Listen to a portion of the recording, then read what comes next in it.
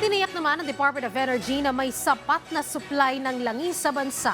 Nagtutulungan na rin ngayon ang pamahalaan at pribadong sektor para palakasin ang inventaryo ng LPG. Narito ang report. Tatagal para sa 50 araw ang supply ng langis sa bansa. Yan ang tiniyak ng Department of Energy.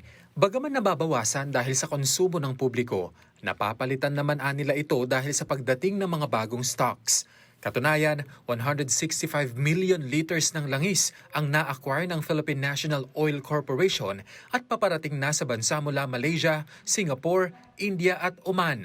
The 165 million liters is the 1.042 million barrels. 1.042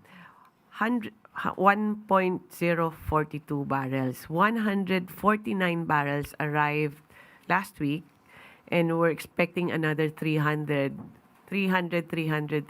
in the next 3 weeks. So confirmed na yan. I think yung first 300 nasa barko na. It's already on its way. And then naka-stagger yan para spread out din yung storage natin. No?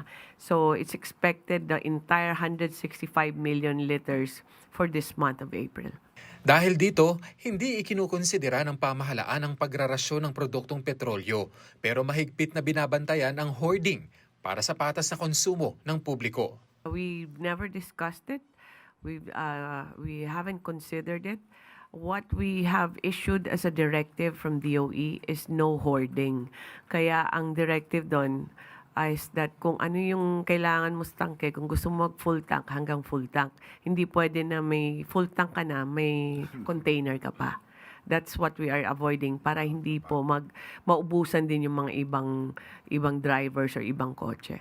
Itinanggi rin ng ahensya ang posibilidad na maubos ang supply ng liquefied petroleum gas o LPG.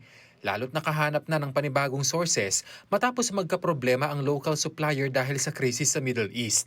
Nagtutulungan na rin ngayon ang pamahalaan at pribadong sektor para palakasin ang inventaryo ng LPG. Even though 15 days lang dapat yan, pero ngayon po they are at 32 days. We talk to the companies para po matulungan sila. They will work with PNOC to procure one whole vessel para po masupplyan po at madagdagan po yung supply ng mga companies natin dito. Sa tanong kung posible bang tanggalin ang VAT sa mga produktong petrolyo, sinabi ng DOE na kinakailangan nito ng bagong batas. Lalo't tinatayang 170 billion pesos kada taon ang mawawala sa revenue collection ng pamahalaan kung magkataon.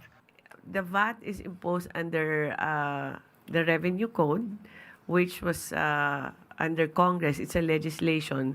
So ito po yung nautos po ng Kongreso na i-collect na VAT.